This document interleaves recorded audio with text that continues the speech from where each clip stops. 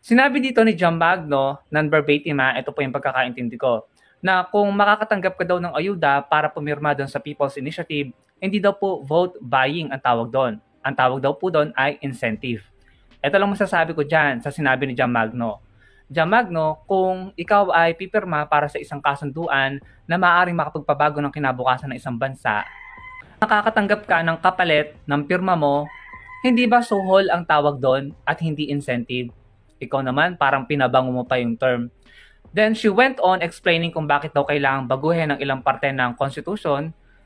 Sabi niya, para daw dumagsa ang mga foreign direct investments. Ito lang masasabi ko dyan. Nung time ni Pinoy, walang inamyendahan or binago sa Constitution, pero na-hit natin, nakuha natin ang pinakamataas na ranking sa Global Competitiveness noong 2015.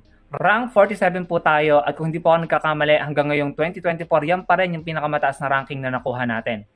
Nung naging Pangulo si Pinoy, nadatnan niya ang ranking ng Pilipinas sa Corruption Transparency Index bilang 146. Pero na-improve niya nung naging rank 85 po tayo noong 2014. Ibig sabihin, effective ang reforma para labanan ng korupsyon. Time po ni Pinoy yan. Sa time ni Pinoy, binasagan tayong Rising Tiger of Asia ayon mismo sa World Bank. So, sumasang-ayon ba kayo kay John Magno?